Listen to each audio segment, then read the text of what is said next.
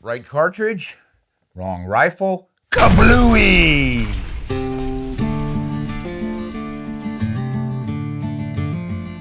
Hi everyone, welcome to Ron Spomer Outdoors. Hey, what happens if you put the right cartridge in the wrong rifle? Do they really explode? Boy, sometimes they do. If you've never looked at YouTube for exploding rifles, oh my gosh, there's some scary stuff on there. Some of it's funny, but a lot of it's scary, and that's the point of this presentation. We are going to discuss ways in which a rifle can kaplooey by using the wrong ammunition. Now, before we begin, of course, I invite you to subscribe to the channel. Give us a thumbs up. That always helps. You can also check us out on our YouTube podcast channel, Ron Spomer Outdoors Podcasts. And of course, that's on various podcatchers as well. And then you can go to ronspomeroutdoors.com website. All kinds of fun stuff going on there. Lots of great articles. We got some guest authors working on there too, so love to have you. Now, what about this shooting the right cartridge in the wrong chamber? This is a thing you need to understand. Every cartridge has certain dimensions: length, width, taper, shoulder angle.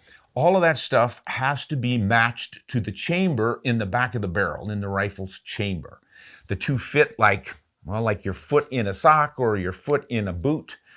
Good fit, great. Bad fit, bad. Two things that are really bad: a plugged barrel, some obstruction in the barrel, that usually results in a kablooey, or shooting the wrong diameter bullet down the wrong diameter barrel if the barrel diameter is smaller than the bullet. So let's go to what we've got in front of us on the table here, the right cartridge, 300 Winchester Magnum. The gentleman fired it, and look what came out. Now, this is what a 300 Winchester Magnum is supposed to look like after you fired it. What is going on with this short-necked, rounded, shouldered little thing right here? Well, anybody who's been around for a while probably has it figured out. He put it in a 300 Weatherby rifle. Did it explode? No, but it did reform to that shape, because the 300 Win Mag, even though they are both based on the 375 H&H belted Magnum case, the length is way different. So what happened with that 300 is that it fired and tried to turn itself into a case. So essentially fire formed into the length of the 300 Weatherby Magnum, but there's not enough brass there to do it, so the neck is really short. But the interesting thing about this is it didn't blow up. Well, they're both 30 caliber. They shoot the same diameter bullets, so that's not really a problem. And I think some of this is where people get this idea that they can shoot different cartridges in the same rifle. And I get asked this quite a bit. And it starts with probably the 22s, because the 22 rimfire is a little bit different. You can have a short, a long, or a long rifle, and they're interchangeable because they're head spacing on the rim, not on the shoulders. And it's the same diameter bullets. They just make the case a little bit longer, put a little more powder into it for the long rifle over the short or the long. So folks think, well, if you can do that with a 22, why not with the 300? You buy a 300 Magnum, bingo, right there, because you've got a 300 Magnum. But you forgot to look and see that your 300 Magnum was the Weatherby. And I was actually with the gentleman who was doing this. We were in a hunting camp. We were zeroing our rifles, and he was not getting good accuracy. 2.5-inch groups, and he said, I just don't understand this rifle. It's this expensive Weatherby, and it's supposed to be so great, and I keep getting these crazy groups, and he shoots, and he shoots. And I looked at the brass and said, I think I found your problem. But this guy had been hunting with that setup for years, taking a lot of game with it. So it was not a dangerous situation, but it sure could have been if he had shot or tried to shoot somehow a larger diameter bullet that wouldn't fit down that bore. Now here's where the confusion really comes in. How do we know which ones fit and do not fit? Well, the most important thing to know is that you should check the head stamp on the back of your case and make sure that the name on there matches up with what's roll stamped into your barrel. Every barrel will have rolled onto it 300 Win Mag, 300 Weatherby Mag, 300 PRC, you name it, 270, 30-06, whatever it is. you've got to match that up. Don't just assume the 300 covers everything or the 270 covers everything, because there's a 270 WSM, a 270 Winchester Magnum, 270 Weatherby Magnum. Those aren't going to fit interchangeably, but there are a lot of cartridges out there that might.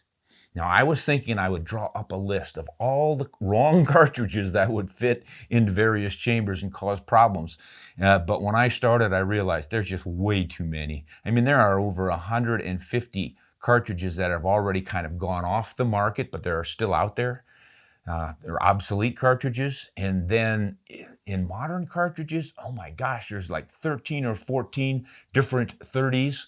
And the same for the 7s, and we're pushing that envelope on the 6.5s now. So you're getting a lot of name confusion. So that's where you have to really be careful. So here's one that I get quite a bit. I have a 300 Winchester Magnum. Can I shoot a 300 WSM in it? I don't think so. So another one is I have a 7mm 08. Can I shoot a 757 Mauser in it? Or can I shoot a 7 Rem mag in it? Or I've got a 7 Rem mag. Can I shoot the 280 Remington in it? No, you've got to match up those names precisely. So where can you get in trouble? I've got an interesting story about an almost blow up, but I still have all my fingers, so it didn't happen. That pretty much clues you in who made the mistake. Right here, guys, I screwed up. Here's what happened. I'm out at the range, and I am working up some loads for some different cartridges, and the one that I really like is the 25-06, so I was working with that. And I also really like, is this my baby? Where is that? Well, I know what I'll do. I'll show you this one first. This is what I ended up with shooting my 25-06. Now, obviously I've got a problem here. This is a straight wall cartridge, but if you look really closely, you'll see that it's just starting to make a bend right up here, a shoulder. And if you look at that 25-06, you'll see how that shoulder is starting to look about like the shoulder should be on the 25-06. So obviously I fired a short case cartridge in the 25-06, and that one was the 7mm 08. Whoa. This is one of the boom potentials, guys.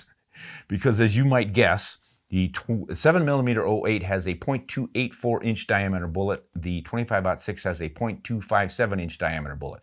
There's a significant width difference here. How the heck did I ever fire a 7mm bullet down that 25 caliber bore and not blow up the rifle?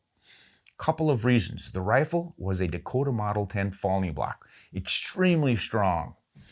But the other reason was I was shooting Hornady's SST bullet, which is a lead core, relatively thinly jacketed bullet. In other words, a soft bullet that would obdurate or squeeze down to fit its way through. I don't think the bullet emerged in one piece, because I was looking at my target and shooting a pretty good group, and suddenly I couldn't see the hole anywhere. Then I looked down and there's black smoke coming out of the rifle. What the heck is going on? I looked at my chronograph and I was something like 300 or 400 feet per second faster than I'd been getting. So I was cursing the ammo company, which happened to be Hornady, thinking, man, did they overload this one? Then I opened the action and the black smoke came out, and so did the primer. I blew the primer right out the back of this thing. That's the sign of extremely high pressure. And at that point, I was absolutely shocked. And it's like, what happened? And then when I finally came to the realization of what I had done, I could not believe that I hadn't blown everything up. So, and the rifle went on to perform after that. I still have it. It works just great, but I try to keep my 708 ammo away from it. Now, you might wonder, what kind of an idiot puts a short action 7mm into a long action 25-06? Well, what I was doing was alternating my rifles. I'd shoot a group with the 708, let the barrel cool while I shot a group with the 25-06. The ammunition happened the same. It was Hornady's with the same box. Of course, it was different ammunition, but the boxes looked exactly the same. And here's my final excuse. My daughter calls me on the cell phone and says, "Hey, Dad, are you done yet? Stop at the store on your way home. I'm baking cookies, pick up some chocolate chips or some brown sugar, whatever it was she needed. So my brain's going, all right, got to remember to do that now. Okay, where was I? Oh, back to the rifle. And before I get back to it, the phone rings again, and now it's my wife saying, don't forget to pick up something else. Okay, got to add that to my list. Well, my brain was so busy thinking of all the list of groceries I had to buy that I forgot where I was in this process, and that's why I shoved the 708 into the 25-06. Don't do as I do as I say. Keep your ammunition separate. Don't mix them on the bench with your rifles. And especially when you're starting out, look at the head stamps and make sure you've got the right cartridges so you don't screw up something like that. So potential problems are going to come in the same general family. You will notice that some cartridges have narrower bases or heads than others. They're not going to be a problem. They're just not going to fit. But the 30-06 family has a rim diameter of 0.473, and man, that is extensive. Look what they've all done with it. 30-06, 270, 280 Remington, 25-06. Not in here are the 338-06 and the 35 Wayland. Those are all based on that same case. So how do they keep preventing us from making these screw-ups? Well, if you put a 25 into a 270 or anything bigger, it's not really a big problem. The brass is malleable enough that it will expand. The bullet will rattle down the bore and you'll have poor accuracy. That's likely what's going to happen. The problem is if you put a bigger bullet down the narrow one, like I did with that 708 and 25. So what they did, as you look really closely here on the comparison between the 30-06 and the 280 Remington, the shoulder on that 280 Remington is pushed quite a ways forward. They did that so that these two would not interchange. Their 270 is just a little bit different, but the diameter of the necks should prevent them from chambering. But be cautious when you're as close as a 27 to a 28, for instance, and maybe even a 28 to a 30. If they've got a pretty loose tolerance chamber in there, that might just squeeze in. So it pays to look carefully on your head stamps and your rifle to make sure you're shooting the right cartridge. But the big problem I had, of course, was that I wasn't even shooting my mistake cartridge as a long standard length cartridge. I was shooting a short action. I mean, a really dumb mistake. And I think that's where you can get into problems. For instance, let's take where's my good old 308 Winchester and the 30-06. The 308 Winchester is essentially a 30-06 short, same diameter, same head rim size, probably going to fit in that chamber. Now, it should go too far into the chamber so that the firing pin can't get a good strike on it and shouldn't go off. But maybe the chamber is a little bit extra tight and your case is a little bit extra wide for the tolerances, and they happen to grip pretty nicely. That's apparently what happened with this 7mm 08 in my 25-06, and it went off. So this could go off perhaps into 30-06. Probably not going to be a problem other than, again, the brass is going to flare out and expand, and you're going to probably get really lousy accuracy, but at least the caliber is the same. So you've got to be cautious in those families. So in the 308 length, of course, you've got, in addition to the 708, you've got the 243, you've got a 260, I think that's this guy right here. They're all pretty close. They might have a little bit different shoulder lengths on them and may or may not chamber, but just be aware that the possibility is there. Another one that I discovered, and I got to thinking about it, is the old 8mm Mauser. I think this is the guy. Happens to be pretty closely related to that 30-06.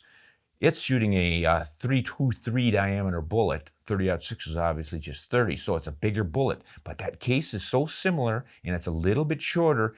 I'm thinking that could fit into a 30-06 chamber, and you might have yourself an explosion problem because of that bigger bullet.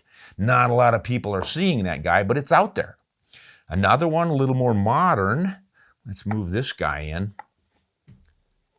Look at that sleek racer. That's the 6.5 300 Weatherby Magnum. Obviously, it was made by taking the 300 Weatherby Magnum, necking it down to 6.5. Looks to me like those dimensions are pretty close. That one could fit. Once again, you're just going to be rattling that bullet down the bore. Got to just keep your head on your shoulders when you're doing this stuff. Another family that could get you in trouble are these short fats. And basically you're looking at the WSM cartridges from Winchester. There's the 300, the 7mm, and the 270 WSM. But Remington, remember, was competing with them, and it had its SAUM cartridges, short action ultra magnums. They had a 30 and a 7. Well, look at this. This is the SAUM right here, if I'm not mistaken. Yep. And look at how similar it is to these two. I'm thinking that could fit in perhaps the 270 WSM. The shoulders push back a little bit more. If that neck isn't too big, it might fit in there and you'll have a problem there. So it doesn't matter if it's an old cartridge or a new one. There's potential for problems with all of this stuff. Now, some of the other things you might find while you're shooting, especially if you're a hand loader, are signs of excessive pressure, suggesting you're on the ragged edge of maybe blowing something up. Here's one example. This is a 6mm Remington Magnum that I overloaded one time years ago. I'm going to claim indiscretions of youth on this one. But you see that black area right there in the back? That is carbon leaking out from the primer that used to be filling that hole but came out.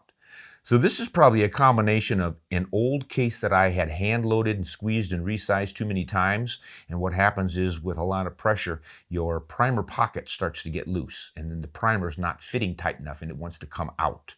So it probably backed out of there from the pressure and then it leaked out. So there's some potential for getting some blowback by overloading. Don't overload your hand loads, guys. It's just a silly thing to do. Too many of us think, oh, if I hand load, I can put in better powder, more powder, and go faster than the factories. Yeah, you can probably go to heaven faster too. Here's an oddball that happened with new cartridges, new rifle. It just didn't make any kind of sense. And it was consistent. In one rifle, we were actually shooting, I think it was 4 rifles, all from the same manufacturer, all chambered for the 6.5 Creedmoor, and all the ammunition was the same. And that one rifle kept splitting the cases. Now, nothing came back at the shooter, but obviously something is wrong. And when I look at that case and measure it, it is bulged out, which tells me that the chamber of that particular rifle had not been cut properly. I think they had a wobbling reamer or something going on in there that made the chamber too big. Now, brass, as you know, will flow. We saw that with this one. But not all brass is as malleable as others. There's different qualities in the brass. Some flows beautifully, and it's pretty routine for hand loaders to fire form brass to a slightly different shape. That's why you can take a 280 Remington and fire form it to the sharper shoulder and the straighter walls of a 280 Ackley improved cartridge.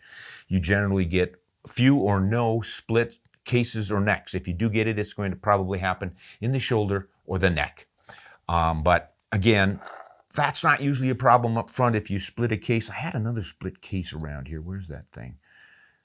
Is this it? Nope. Well, case mouths can split from work hardening too. You resize, you squeeze it down, you shoot, it flares it out, you squeeze it down, you flare it out, you work harden that metal and it's more likely to break if you reload too many times. So those are all things you have to watch for. Any other things that could blow up your gun? Obviously the mud, snow down the barrel thing. We all learned that as young shooters. You have got to keep obstructions out of your barrel. And the biggest obstruction, of course, is the squib load. If you're ever shooting and you hear a or a soft report or something weird had happened, don't just jack in another round and shoot again. You may have had what's known as kind of a squib load, which means didn't have enough power in it to drive the bullet out of the barrel, just enough to drive it into the barrel. And this is a real common one. So be aware of that one. So I guess in the final analysis, if you want to have some fun, go on to YouTube and look for exploding rifles and stuff. A really, really dramatic one that's got millions and millions of views was a near-death experience, and it's on Kentucky Ballistics YouTube. And this gentleman does a great job with his shows, and he was working with a 50 BMG, and it blew out the breech plug and tore his neck severely and almost killed him. That is a real tale of be careful. So I don't think most of us are going to have issues with a 50 BMG, but any of these have enough power in them to explode a barrel or an action, drive a bolt back, and all those things. So always, always be careful. Always use the right ammunition. chambered in the right rifle when you shoot, and make sure your barrel's clear before you get started. And that's about the best I can tell you, guys. Be safe out there, but have fun, do everything right, hunt honest, and shoot straight. What do you think?